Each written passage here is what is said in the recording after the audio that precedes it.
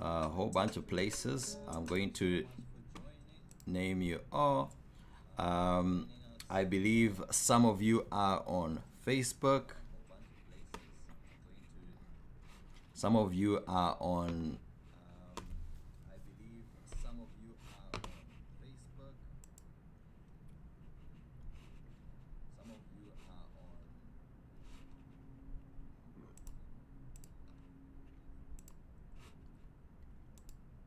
perfect.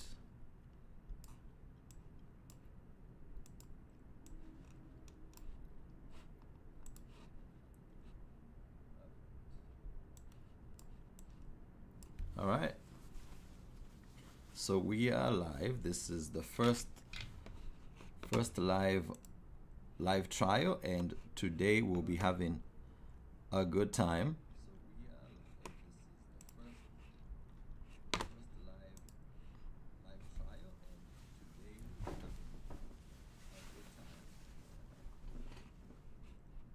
All right. Okay, so we have LinkedIn, we have YouTube, and we have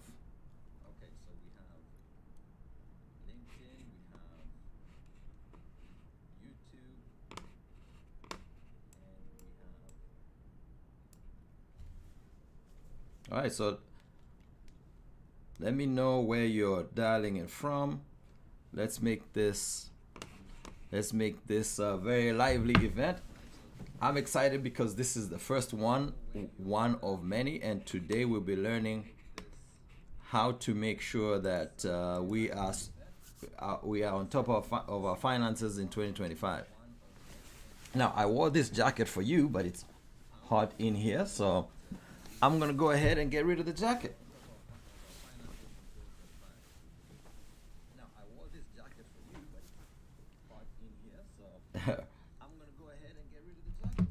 Yes, and feel free to ask a question. I'll be jumping through different platforms to make sure that everybody gets, no matter where you have attended from, you get a good measure of what we are doing here. I'll start by introducing myself. My name is Jean-Paul Nyereka. You can call me JP. And the goal for this year is to get to you and help you with whatever you need for your financial priorities. So this is the first of many.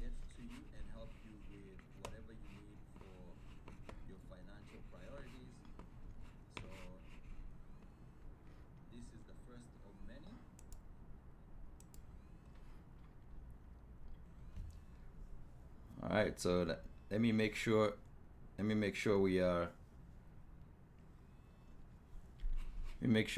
on the same speed.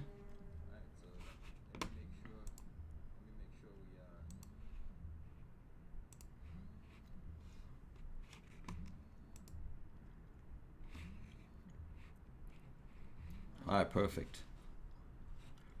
I can see almost all of you,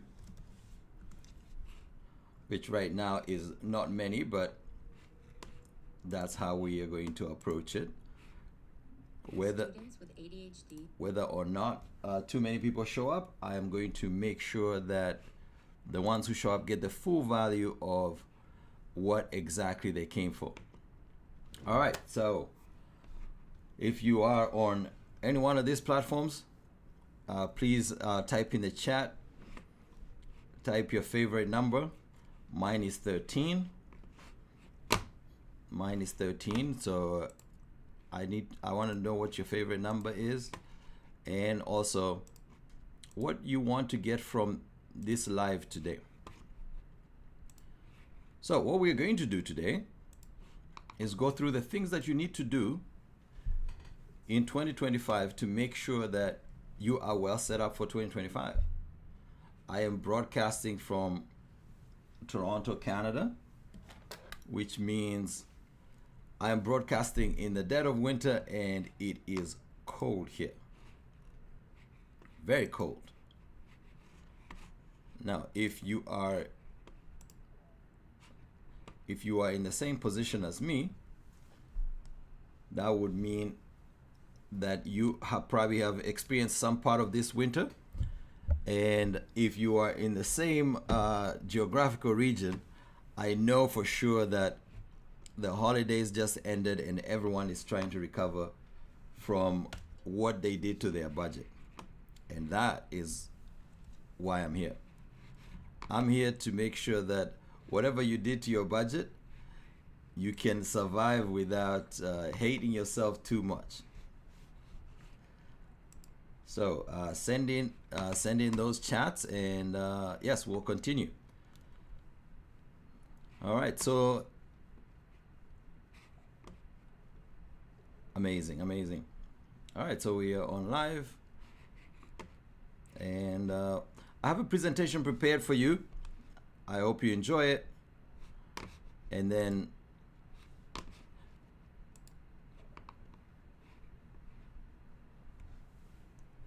if you have a challenge with the stream itself, please let me know. I can always try to reset it, but if that is all, then we'll get going. All right, so how do you set financial goals in 2025? So first of all, let's talk about, as soon as the holidays end, everybody is looking to get that first credit card statement to see how much damage they really did to their finances. You are no different. 80% of the population in North America has a challenge with credit card debt. Having a challenge with credit card debt is not unique, and is not something that you should be feeling that in some ways you did something wrong. However, carrying that credit debt into the new year and continuing to service it will start draining you of your resources, and that is why I'm here. So you can ask questions, you can drop a heart emoji, thank you. You can participate in the live. You can pretty much make it as interactive as you want to. Similar to all the other lessons that you learn in life, you really get out of this what you put in. So if you are attentive and you pay attention to what you're supposed to do, this is going to be one of those things that you end up remembering further down the road, because this is going to, by all accounts, be the first time that you look at your finances in this way. And I say it's groundbreaking, not to toot my own horn, but to make sure that you understand that the budgeting and all the financial ideas that you have had also are under pressure to evolve, similar to how AI came into the workforce and started changing how we consider productivity. That's going to be the same with what you're going to experience in your budgeting. So I know most of you have goals of being more financially secure this year than you are last year. So we will address all of that, and we'll also teach you different mechanisms, that things that are new, like things that are not being talked to by the banks or brokers or other financial players that you would otherwise go to for help. So without further ado, I want to make sure that we get started. For those who are on LinkedIn,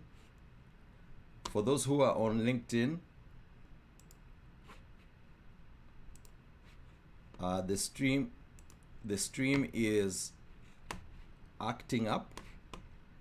So I am going to restart the stream on LinkedIn while the rest of us continue with the presentation today.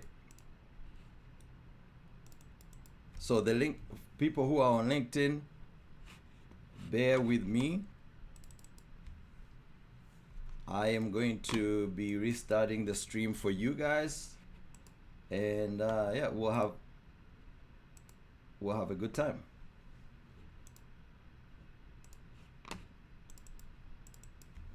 And the people who are on Facebook and people who are on YouTube, yeah, just give me an emoji. Let me know.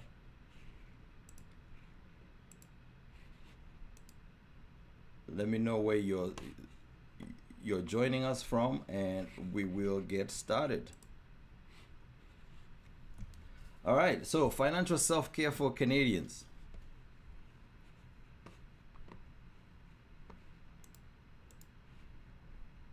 Financial self-care for Canadians. This is a new way of approaching self-care, because as most of you know, we end up taking a different approach every time we are looking at money. And that's if anybody looks at money. And the scary part about looking at money is you probably have 10 people telling you 10 different things about your money at any given time. So you're listening to your banker, you're listening to the people that raised you. Most of us don't start at zero whenever you're looking at money. So every time that you're in a position to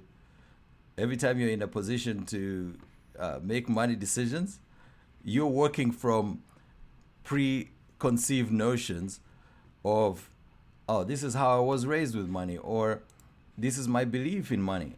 And the challenge is, whenever you get into that position, you usually resort to things that you've resorted to before. For example, people who love cash end up saying that cash is the only thing that matters and everything else is pretty much fugazi.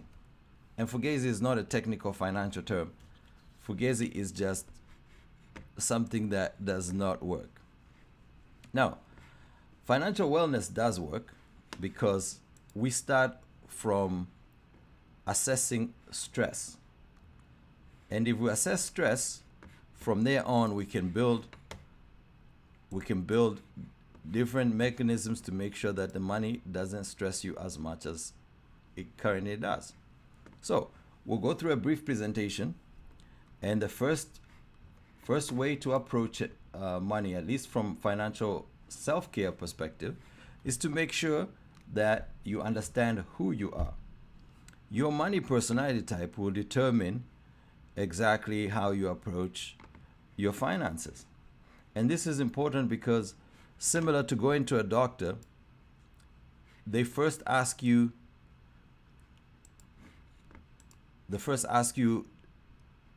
different questions like, okay, do you have any allergies? Do you have different medical conditions?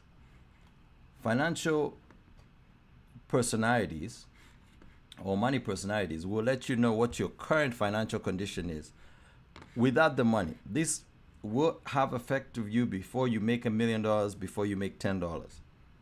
So understanding them is actually a very, very important thing for you to do. Now, where would you go to try to understand your financial personality? That's an excellent question.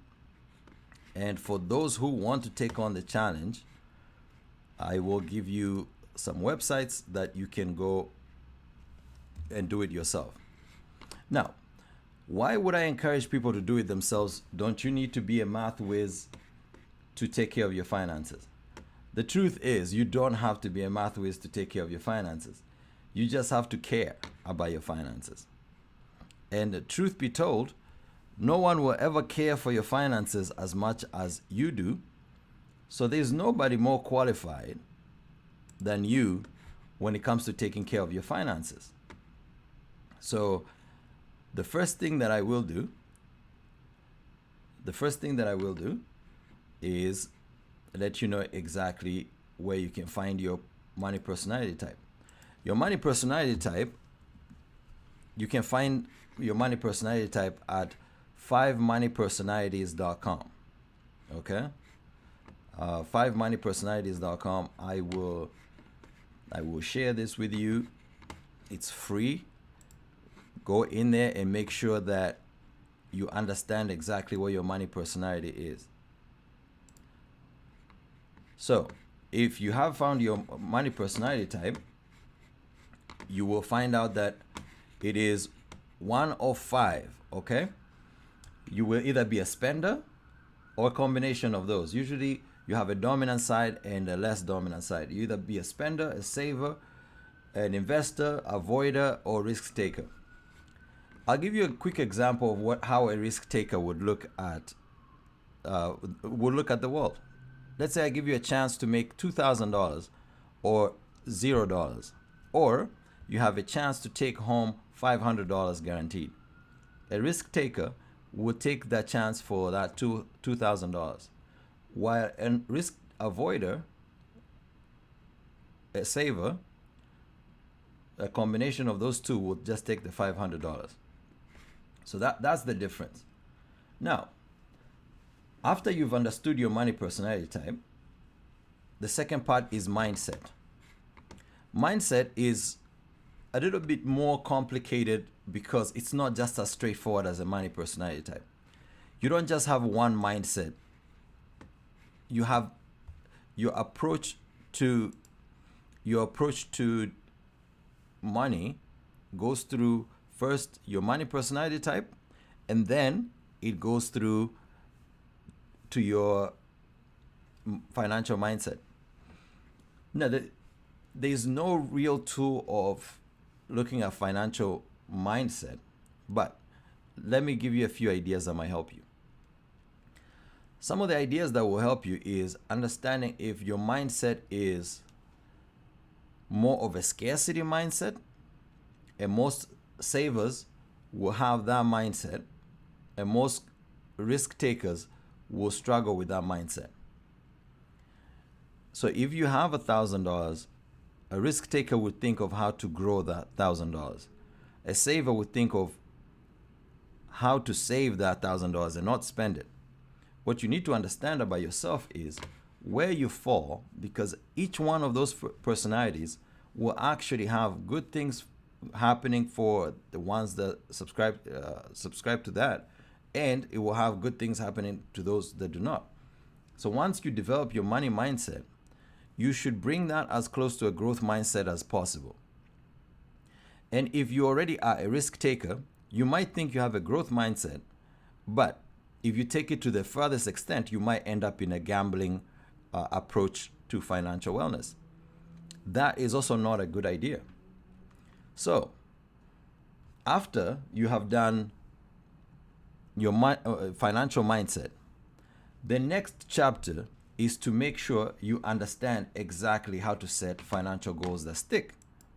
Now, this actually depends on two things. This depends on, first of all, are the financial goals that you're setting achievable, and do they align with your values? Okay? If you are somebody who believes in family, for example, your goals will be related to having family success. If you're somebody who is more individually driven, you want to make sure that your success is acknowledged by peers or by whomever might be watching, because you might be more outwardly with your financial wellness. An age-old framework that has been used is the SMART goal setting framework. Now that means the goal has to be measurable, the goal has to be quantifiable, and the goal has to be within a reasonable time. So I'm going to tell you exactly what SMART goals mean. And in this case, one good example might be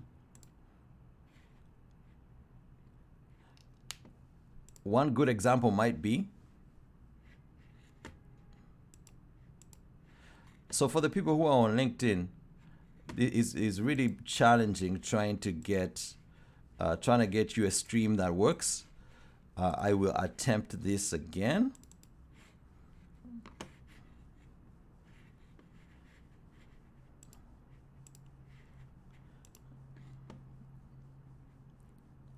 I will attempt this again and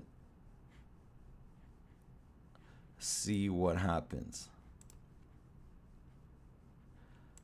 Okay. So I will try to bring our LinkedIn friends into this. I'm getting feedback that the stream is not working. So that's the URL.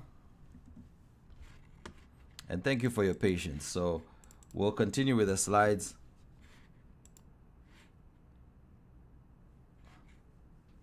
We'll continue with the slides once the LinkedIn folks are in.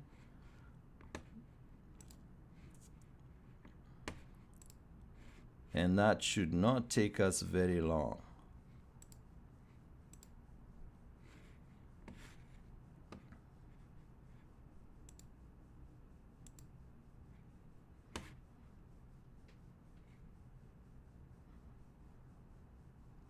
All right. So for those who have joined, we are on setting financial goals that stick. Okay. So SMART goals. Okay. They have to be specific, which means clearly defined. If you want to own a house, that will be a specific goal. They have to be measurable. You have to be able to say, if I want to save $10,000, I will be able to save $10,000. You have to be achievable, which means these are not things that are in dreamland. If I say I want to own a Ferrari, that's a good mindset piece to have. It's not the same. It's not the same as an achievable goal. So I need you to be very clear on making sure that you are setting goals that actually stick. Okay, and they have to be relevant, which means the goal aligns with what you want to do with your life or what your objectives are in real life. If it's something nebulous, if you're somebody who doesn't like to travel and you say, I want to see the world, that's not a very relevant goal.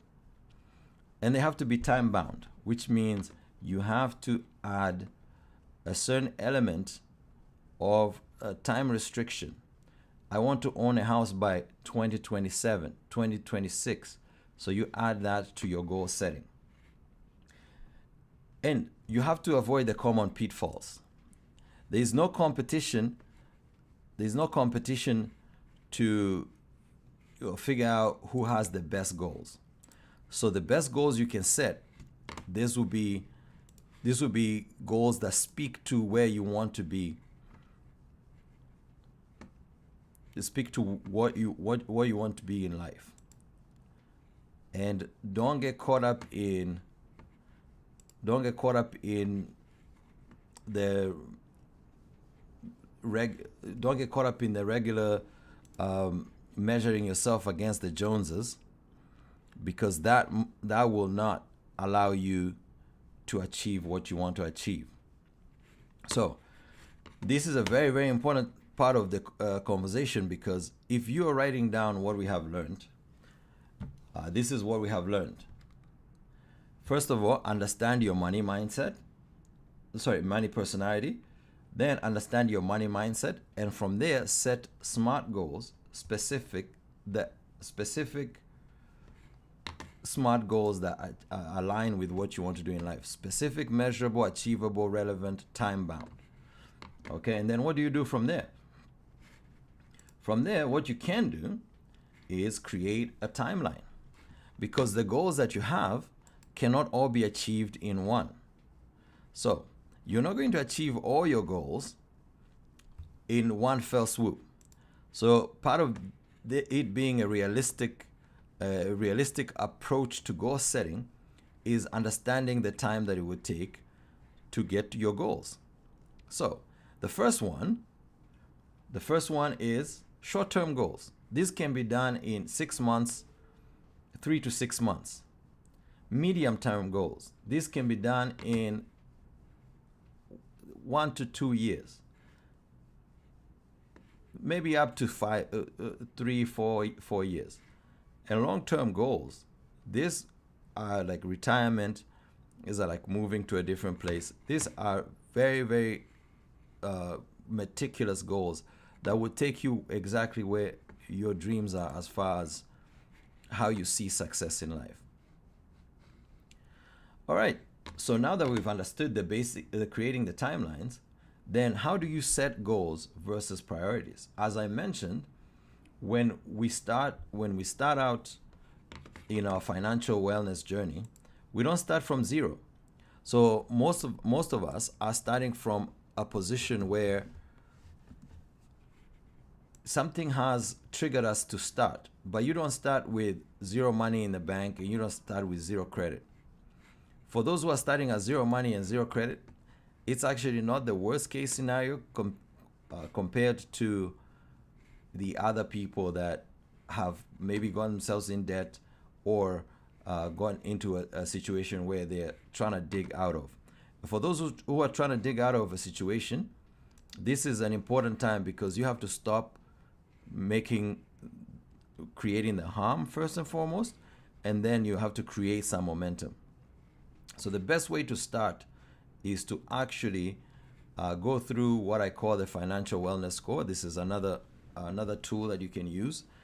It measures you on 9 pillars, and all those pillars will give you a priority on where to start exactly. So first of all, you discover your score, which is very cool. It's like a score out of 900, and it measures 9 things. So the 9 things that it measures are insurance and risk preparedness, cash flow, financial literacy, marketplace confidence, savings and investments, net worth, and resilience. All those things are measured to give you what your priorities should be starting today.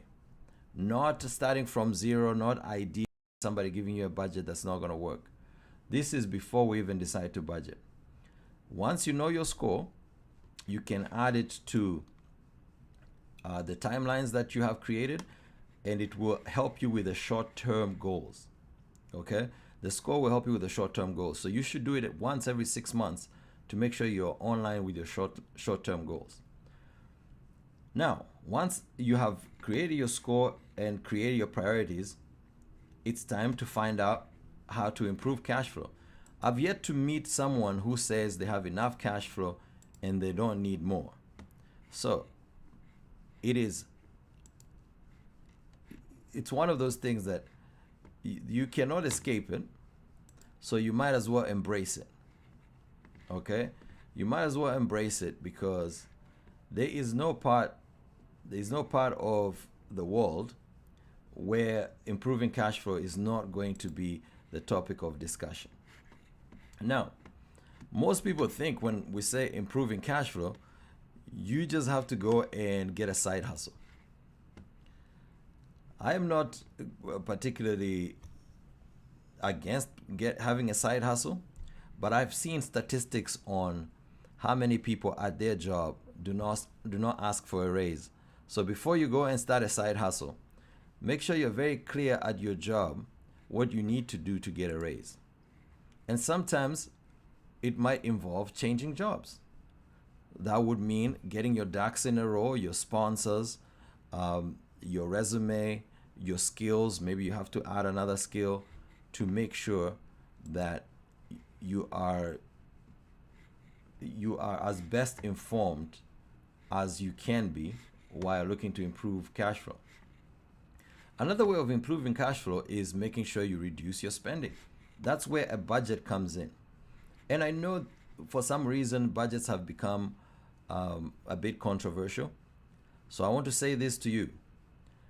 A budget is not the most necessary thing for financial wellness. Sometimes what you're looking for is an all-around financial wellness package to make sure you're not missing the obvious, or you are setting yourself up for if a challenge comes your way, you are unprepared. So I'm not saying it's just about a side hustle. I am saying that it is important to make sure it is important to make sure that you have covered all the angles that financial wellness starts with. And the second part is, even if you have good cash flow, you have a good budget, you have to create an automatic savings habit. Studies show that people with an automatic savings habit, this means taking some every single time that you get paid and putting it aside, they actually do so much better than those who have to remind themselves that it's time to save.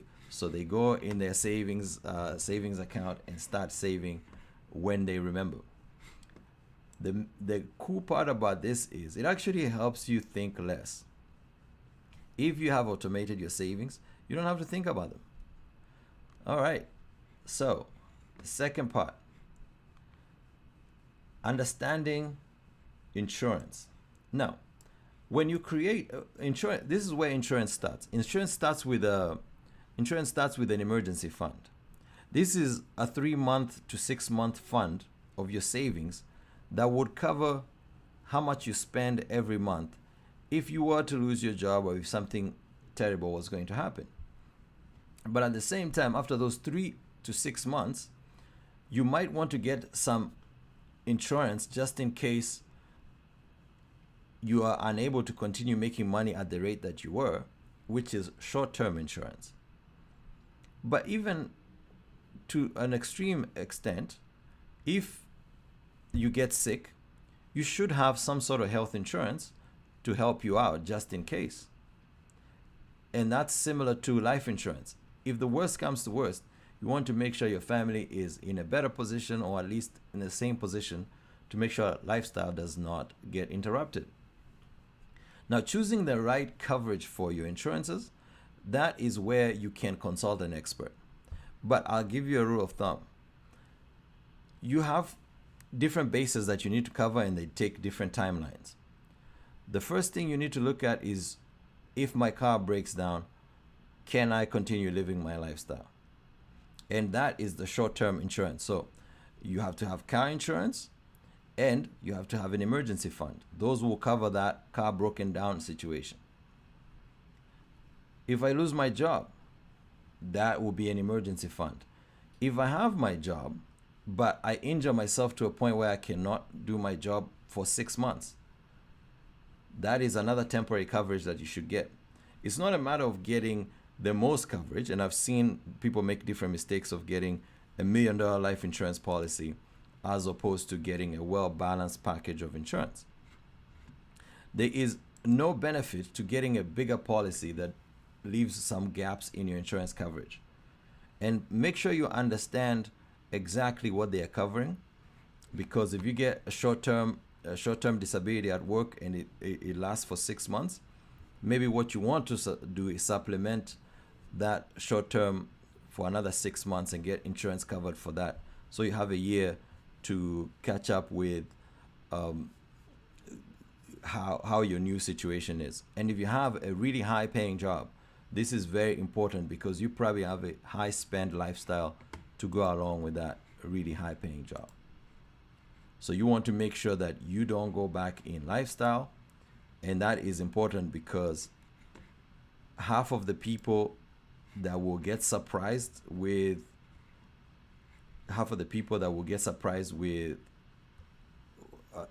any sort of calamity that happens will be surprised that, oh, the coverage that I have, especially through work, is not enough. So you supplement that. When you're getting insurance, watch the premiums. Sometimes they will try to mix in investments and insurance to create bigger premiums.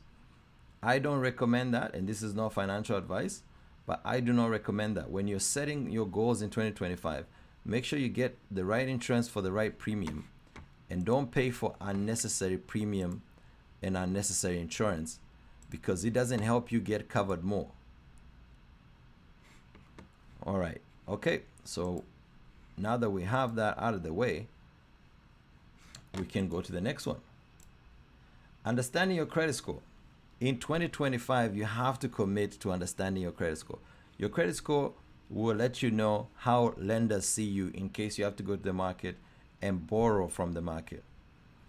It is free to check your credit score. especially if you go through different new apps, Borrowell and other neo banking apps. But to check your full report, which shows everything that you have to go through Equifax or TransUnion. It's good to maintain a credit score above 650 because that usually allows you to participate in most of the things that you actually can qualify for. But at the same time, the average credit score in Canada is 740. So if you are one of those people that like to be above average, please go and check on that. And the other part is credit scores actually do have errors. So if you do not check, you might have a credit score error that you're not aware of that is holding your credit score down. And clearly we do not want this. So if you check your credit score once a year, you will find out that there might be some surprises there, or you will just get the peace of mind that you know you're doing the right thing. And now understanding investments. So you've done your savings. Once you've done your 3 to 6 month savings, that's not funds that you should be investing first and foremost. That's for if your car breaks down, you don't want to go and sell your investments to cover your car.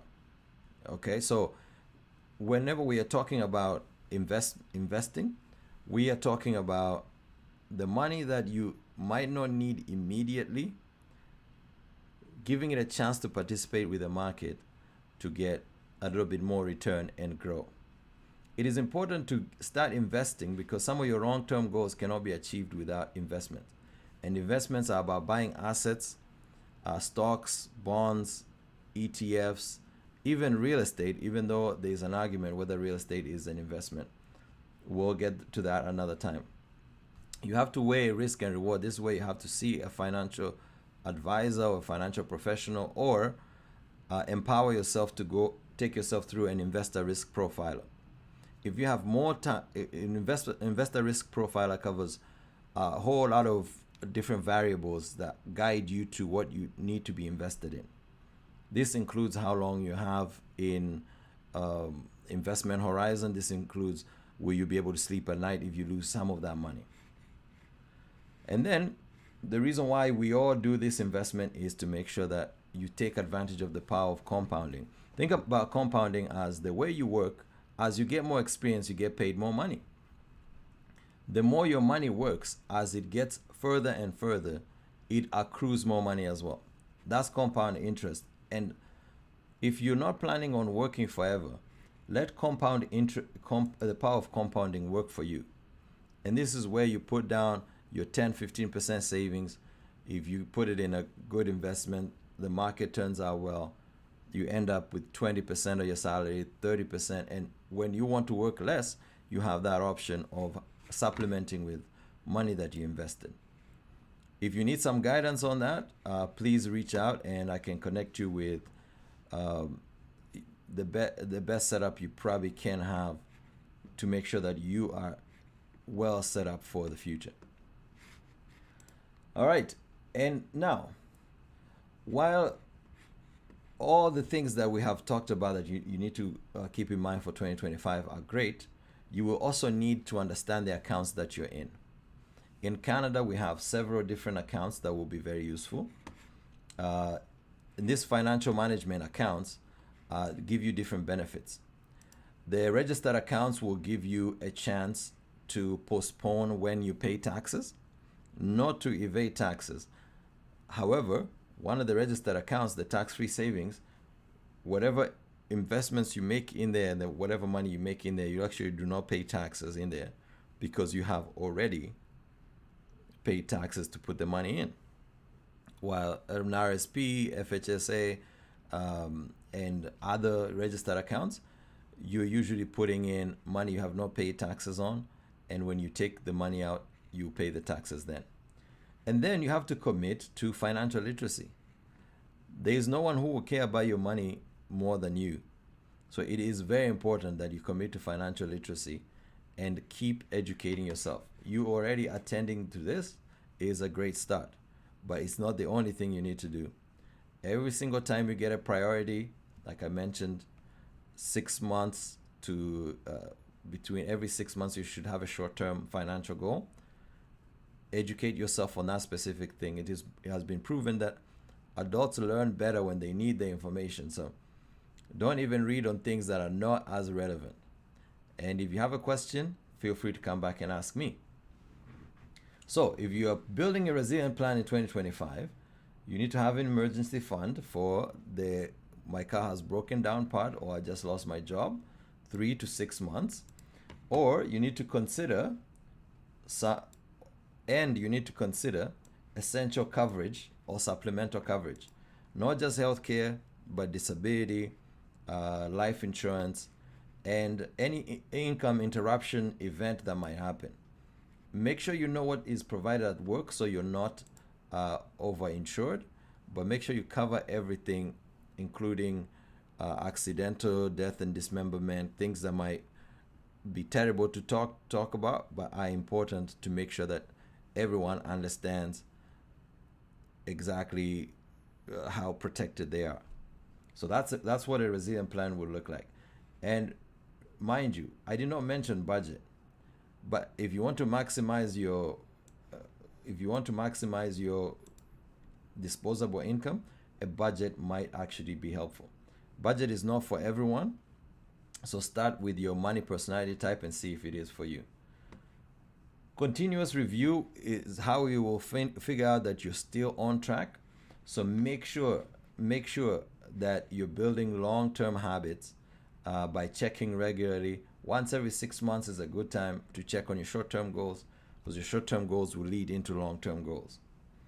And also community support. Join our community, follow me, and discuss with people of like mind, people who want to do well without having to gamble with their savings. And yeah, so that is the end.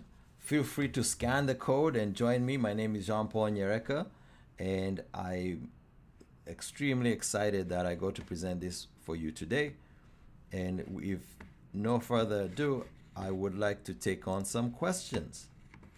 If you have any questions, please let me know, and we'll take them.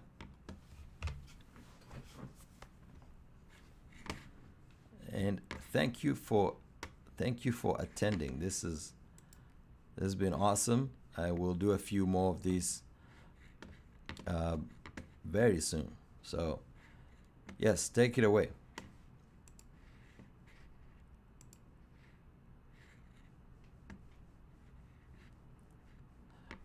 All right, so the one question that everyone seems to be interested in is, what's the difference in financial self-care and a budget? Well, financial self-care is actually covering all your short-term, medium-term, and long-term goals, as well as all the pockets of finance, including insurance and investments that you should be participating in at a price that does not cause you stress. So I need you to understand that even as you go and use this, financial advisors and financial brokers, they have their own interests ahead of yours, and financial wellness will teach you how to put your interests squarely ahead of theirs. So that's how you even the playing field.